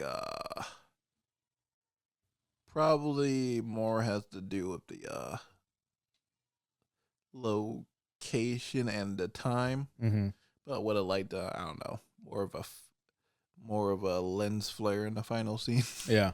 Yeah, what would have been nice to have, and then maybe like prolong a certain character's emotions in one scene, but I think it still works. I think what scene I'm talking about early on, with between Marcus and Abby. Yeah. Yeah, just like have that moment linger on for a bit more when they're like. I know what When you're they- talking about, Yeah. Okay. I'm gonna have to watch it again. Yeah. Spoiler. I know. I'm trying to think about it, I know. but I'm like, wow. Good thing there's no cameras. Not that, Jonathan. God. but no, it's like there's always certain things, but I'm still overall very happy with how it's turning out. Nice. Mm-hmm. How long have you been editing it? Like how long is that process Post, taking? yeah. We finished filming it in April, right? Mm-hmm. Yeah. So it's been about 2 months now. Okay. So yeah, I've been Yeah. editing it for 2 months, going on and off of it, to like stepping away from it for a little bit, getting feedback, and then coming back to it, and just like starting anew on it. Because I'm always like, a film is like is always like really created in the edit, Mm-hmm. and there's like so many ways, like so fun because there's so many ways to like, oh, okay, I could do the scene this way, Yeah. or like the ways I didn't really think of before, and then like finding moments that can like really stay on the audience's mind, Mm-hmm. because I'm also like really into blaxploitation films and how they like convey certain actions, like freeze frames or Yeah. like zoom ins. It's like it could be on the verge of corny, but it still like it sticks with you. Mm-hmm. It's like, oh my, what just happened? That just happened there, and it just like burns into your mind. I like that kind of stuff. Nice. Because I know, like watching it, this was the first time me and Jonathan had saw it, Yeah. and so I was excited to see it because Mm-hmm. we hadn't saw anything. Yeah. And so when you put it on and Well, what? So I was gonna say, especially for me, that I've only was on set for like 2 days. I missed that. Like, did you record one more day at the bank location, or was it 2 days at the bank location? Did 2 days. So yeah, I was only there for like 2 days of the shoot, and I missed the last 2 days. Why were you only there for 2 days of the shoot? Yeah, tell us, Jonathan. Where were you? It's at? not important. The people want to know. I was on vacation. Even though I told you, like a month before we were gonna shoot. Honestly, I'm surprised he's even here. Hey. He arrived on time. I'm honestly surprised he even remembered today. So, What a king! I mean, but Oh, you were where, Jonathan? I mean, are we gonna get into all that? I mean, Just give a sentence. okay. I was in Las Vegas. That's a lie. I thought you were in San Diego. Yeah. Oh, it was that time. Sorry. Oh, I was in San Diego. there's so many- He does that so many times that he forget where No, he's going. because I had too many. So I was in San Diego for a bachelor party. Okay. Okay. Yeah. Anyway. Yeah. Jesus. But so we were watching it. Yep. And I was like, man, this is really good. Like the pacing of it is great. And I know it's a rough. Yeah. And so it's still missing some stuff, but you can see it. And as filmmakers, you can kind of see where you're going with it. Yeah. Without having like everything there. So Yeah. I'm excited to see like the whole completion of it. Right. And and there's some scenes in there that I really love that I won't say, but there's some close-ups where 3 of the characters are interacting, and it's kind of a crucial part of the movie, and you just see so much emotion in just their eyes, and it tells so much of the story of just like, okay, something's gonna happen here, and we know it's gonna happen, and it's like you build the anticipation of like, when is it gonna happen, but you don't like drag it, you know what I mean? Where it's where it's like, oh shit, like okay.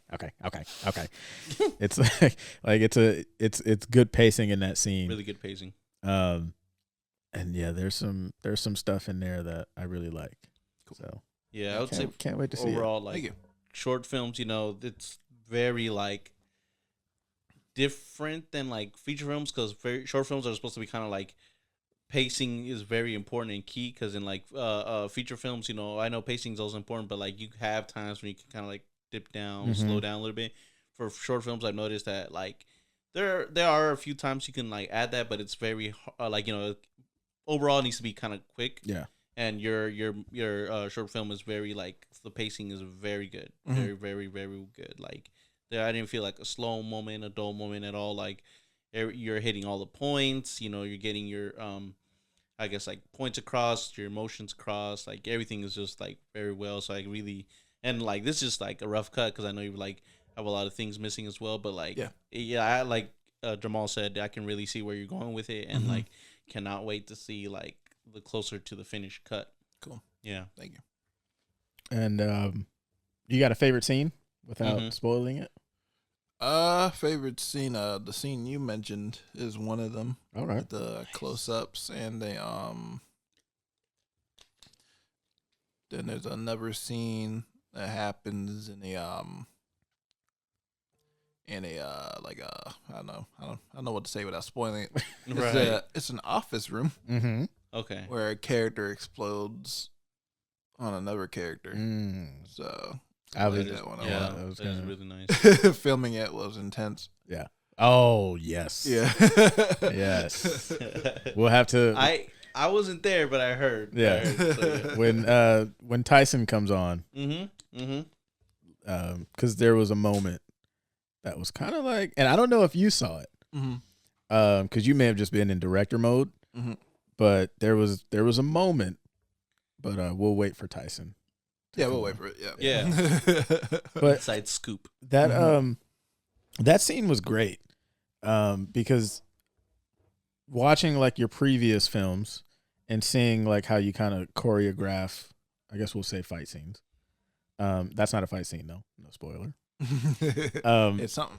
But seeing like how you choreograph like fight scenes, how do you come up with that? Like, what do you know? How do you think of that?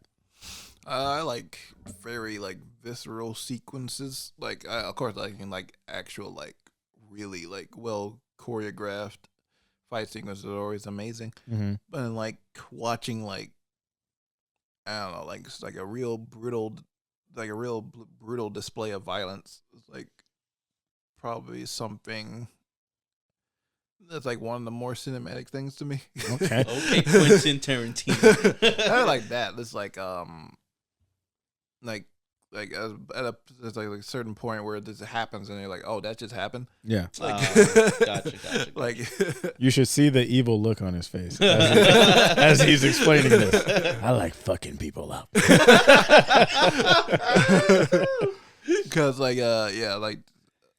just like I don't know, just like a director that I like called named Alejandro Jodorowsky.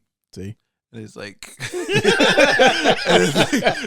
and like doing an interview with like someone asked him like, why do you have violence? And he was like, I love violence. I love violence. I was kind of like, yeah, it's like I don't know, violence is like not something I do in my personal life. I don't know, because what did you do to Jonathan when we first got here? He was looking at me funny. He was like, that bastard was looking at me. But I don't know. It was like, I don't know. There's like an art to it if it's framed But at and the same time, like violence everywhere. You know what I mean? Like you can't really like live life without like some type of violence because it's everywhere. It's human nature. You know, even like animals fight other animals as well. It's I don't know. It's just human instinct. So it's we like watching it whether we like it or not. You know? Yeah.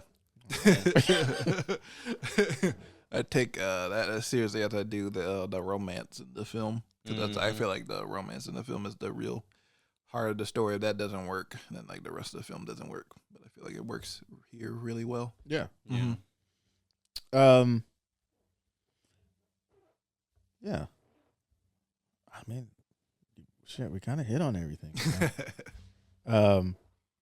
What are you feeling about it? What's your feeling and thoughts going forward? I know you got to do ADR. Yeah. So what else do you need to do for before completion? After this part, it's basically just like working on the color of the film, the coloring of the film, and basically like making the actual like, because when we're editing it, it's like very gray and dull looking, but when we put the colors on it, it'll look like, oh, this looks like a movie now. And it's movie. It's movie. It's a big movie, Hollywood movie. And then do that, and then work on the sound, of course, and then the score. We got a great team on that, and work on the what else? Oh yes, and the visual effects. That's probably gonna take the longest out of all of them because like we don't have like a huge amount of VFX really, but like it's like more than I'm used to for sure because it's probably just the most visual effects I've ever had. Now, did that make like shooting kind of more challenging? Because you're used to having it there, but now you kind of have to play off a green screen and stuff. I'll say not too much. I'm just like, there's like certain shots you have to do first before you really like get into the shots you want to get really, because it's like more like, oh, we gotta like lock this camera off and like get a wide to make sure this is in there, and add some extra time to make sure we got enough to really like add that in. It's just like just like shots that take more extra time, but I wouldn't necessarily say it's more difficult. Maybe I'll probably think different when they're more on a larger scale. Yeah. Set maybe. Just greens everywhere. Like, oh my god. And I was like, it's like it's probably like a certain point where you're not really directing at that point. You're just like, all right, we gotta get through this green screen stuff. Your eyeballs are just not blinking for 5 hours. You gotta get it. You gotta get it. Yeah.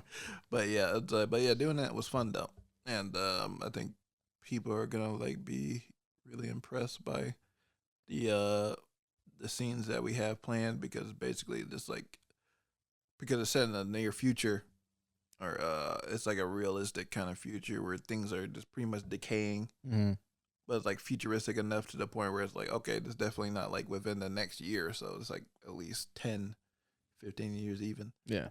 And then it's kind of like inspired by like stuff like Blade Runner and like the movie Elysium, the one with you remember Matt Damon? No, like nope. No, I do. You remember it? You remember it, Jonathan? Yeah, that movie, and then like stuff like that, just like really like give this vibe of a gritty future that I like. Nice. So after, and I know this is probably a couple months from now, but yep. What's the next project that you're starting up after Goin Up?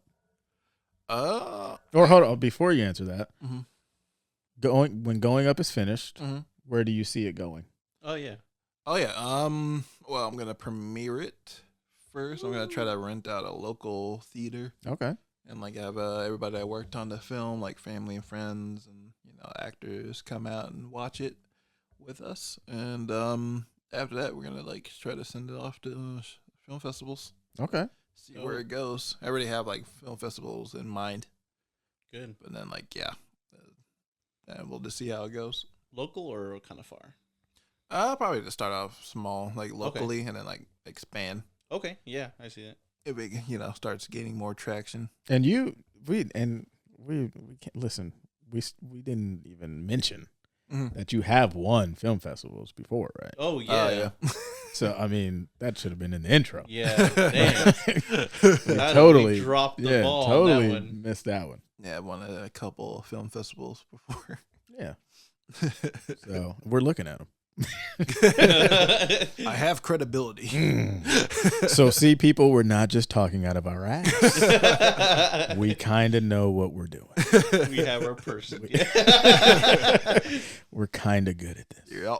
So you just We're don't you just decent. don't know it yet. We're decent. Yeah. But okay, so film festivals, and then that's done. You put that in the archives.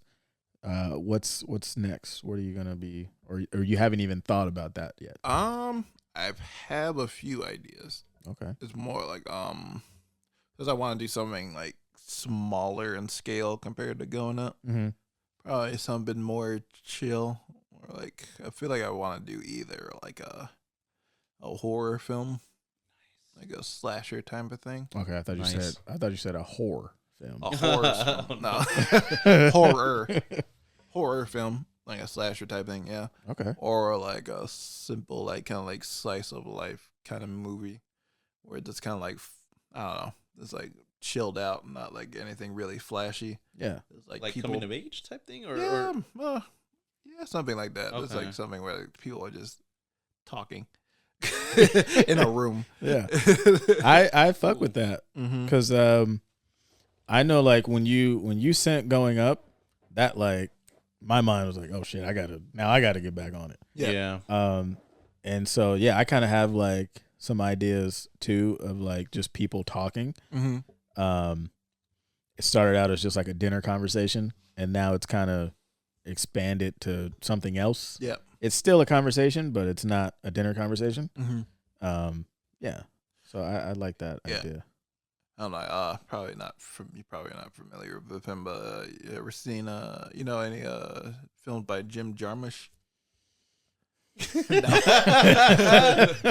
that look. If you guys can He's see the that crew. look, We're gonna have to keep a counter of like every time Alex Yeah. says somebody and I don't know it, and it's just I gonna, didn't know it either. yeah, so- we're gonna I'm sure somebody knows. somebody's gonna know Whoever's it. Yeah. listening to this, but usually he's the I got a few of his films, but basically he's the kind of filmmaker that's like has a really chill vibe to his movies, and it's just like it'll just be like people, like a really locked off shot of like people talking for an extended period of time, and it's like and it's still like really thrilling somehow. Yeah. It's like Hmm. listening to like these interesting conversations conversations, yeah. between people.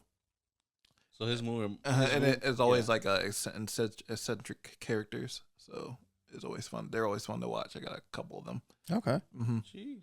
Yeah, there's something about like a basic conversation that you know you shouldn't be listening to, Mm-hmm. but it's hard to like to tune it out. Mm-hmm. And so I think like I don't know who the gentleman is, but Yep. that's kind of like the vibe that I'm picking up of it. It's like a car crash, but it's just talking. It's like, oh, I shouldn't be listening to you talking about your drug problem, but you're on heroin, Right. and I'm kind of like intrigued. I want you to get help. I hope you're not crazy. So yeah, I like that. One film I probably like recommend is, by him is a movie called Patterson. It stars Adam Driver as a bus driver. Hmm. It's probably like his best performance. Okay, Wow. Okay. Yeah, Patterson. so I think it's on Amazon Prime still. So you can check that out. I'm gonna have to add that to the list. Definitely gonna add that to the list. Mm-hmm. Jonathan, you got any projects you're working on or any ideas that you want to see come to fruition? Couple of things in the work. Just gotta like write it out. Is all. Is that like that's got to be the hardest part, right? Yeah. I don't know. What do you think, Alec? Do you think writing it out is always like the hardest part? Like from getting it from concept or idea to writing it out. Yeah. Usually writing, I always get like hung up on dialogue bits. I'm like, Yeah. then that always like gets me gets me all twisted up. Yeah, it's inside, like that but yeah. first hump. I don't know. Like in the filmmaker world, like that's that first hump for me. Like getting it written. It's like I can do like an outline for sure. right. Mm-hmm. But like actually doing this screenplay, we get okay. I would get to point A to D. Yeah. It's like always usually difficult. So yeah. Right. Mm-hmm. So before writing Going Up, right? Was it tough writing? And we can go into writing into another episode, but just like briefly, was it like tough to go from like not writing something to now it's like trying to write a script? Again, that was like because I've always like struggled with because I know I wanted to do like a sci-fi type film because I love sci-fi films, but because Going Up started off as something completely different. Then like after everything that happened in 2020, being like frustrated of a lot of things that happened that year, it's like it kind of became what the film is now. It's pretty much everything I've been angry with in one movie. I can see that. Yeah. Yeah. But yeah, that's writing it. Writing it early on was difficult, but then like after that inspiration, I'm kind of like, okay, this is easier. It's like like I said before, it's always the dialogue. It just like gets me like, I can't get through this. Yeah. Damn it! Just speak. Because I feel like sounds like the writing dialogue would be easy, but it's not. Because like there's certain ways like people don't talk like that. Yeah. And then like, or just like, that's a corny line or something like that. It's just like, I don't know. You just gotta write it. You just gotta write it, and then it's like after you write it, you just gotta like, okay, what can I go back on, just fix instead of just like dwelling. Yeah. Right. I'm like, this sounds bad. Yeah, it's like vomit. Yeah. Vomit draft before the first draft. Right. Yeah. Yeah. I definitely understand that. Mm-hmm. I try to tell myself that like starting July, I would at least try to write something every day. Right. Where like it doesn't have to be like a full on script or whatever. Yeah. But if it's just like character development, this happens here, dialogue, just little ideas, little things to just always try to keep me like, okay. Mm-hmm. And then hopefully once I have enough, I just can piece it all kind of together and just then, smoothly. Are you sleeping? What's going on over there? No, why? I mean, I don't know. You weren't moving. Oh, I don't know. So I was just tuned listening. into you. Yeah, I was Because just listening. it was weird because he was just staring at me, but he wasn't moving. And then I'm just looking at him, and I'm like, is he awake? Am I putting him to sleep? I was paying attention. He's like, shut the fuck up. I was listening. I was listening attentively. I don't know. I heard snoring. But yeah. So yeah, man. I'm excited to see the finished product. Oh, actually, that reminds us, or reminds me. With Going Up, we're shooting a documentary on it. Oh yeah, that's right. Yeah. You guys were there. So we're gonna have to sit down and hash out your thoughts on that. Mm-hmm. Yeah. And Pick your brain a little bit. yeah, start putting that together. Definitely, yeah. That's gonna be fun. Yeah, because we got the documentary, then like Joey Martinez, the on-set photographer, making a booklet out of all. Wait, are you looking at it? Well, yeah, we got him making a booklet of everything that of all the pictures he took on set, and he'll have like the script in there. He's a very talented photographer. Yeah. He's Josh's brother. Yeah, Joshua Martinez, our cinematographer, Mm-hmm. and but yeah, they're a good camera using duo. Yeah. Apparently. Real quick, can you just name down like the crew and like their parts in it? Oh yeah, sure. We got our producers, Latoya Hawkins and George Almanza, producing from behind the scenes. Then we got our cinematographer, Josh Martinez, always does great work. And then we have Joey Martinez doing the behind the scenes photography. And we have, of course, you guys, Jamal and Jonathan, doing the videography on set.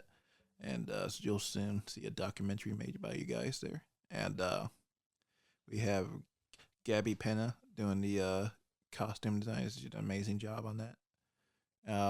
Martha Haynes doing the makeup. An absolutely phenomenal job. Once you guys see the film, you'll see what I mean when I say the makeup looks incredible. And we have Nick Lovato, Jessica Chu, and Emerald Tanaka doing the post-production sound. And we have Bill Snyder III doing the composition of the music. And he's already made some music for the film already, and it sounds absolutely great. And I can't wait to work on the rest of it. And we have our storyboard and concept artist Marcus Lopez and Vanessa Vargas. And we have Preston doing the sound. And yeah, Preston Pigney. And Chauncey Tyrell also did sound too. So yeah, that's pretty much everybody. Nice solid crew there, man. Yeah. Yeah. Well, yeah, man. We're excited to see it happen. I was glad to be a part of it. Yeah, I appreciate it. Yeah. I think we've put together a really good first episode here. Yeah, definitely. So I'm excited to see where this goes. With the next episode, obviously, with it being number 2. Yep. What are we talking about? Sequels. Duh. It's number 2. You'd be stupid if you didn't take that. Film. So we're going to be talking about some of the best sequels, some of our favorites. Just name off some sequels. Back to the Future 2. Toy Story 2. There you go. Shrek 2. Shrek the Third. Fast and the Furious 2. Yeah. We got a whole bunch of sequels. Whole bunch have been made, and we're going to talk about them. We're going to talk about our favorites. We're going to talk about can a sequel be better than the first film? Because a lot of people think maybe not. Some people say I Raise You, Godfather 2. And some people say, well, shut up. And then, we're going to jump into some other stuff and just have fun, and you're going to hear us a lot more. So, ladies and gentlemen, the very first edition, maybe the pilot. What are we calling it? The pilot? Mm-hmm. Pilot to the moon. Oh. I He was don't know. going up. Alec didn't move. I don't know if he liked that. He just sat there. I let it pass. He passes. He said that shit was whack. He'll let it live. As soon as we get off, he's like, that shit was whack. Man. He's like, I told y'all that shit was whack. Nah. But, cinema, to you, we love you. Mm-hmm. We hate you. We disagree. We scratch our heads. Mm-hmm. But in the end, it's all love. All love. Until next time, ladies and gentlemen. See you guys next time. Bye. Peace. Roll credits.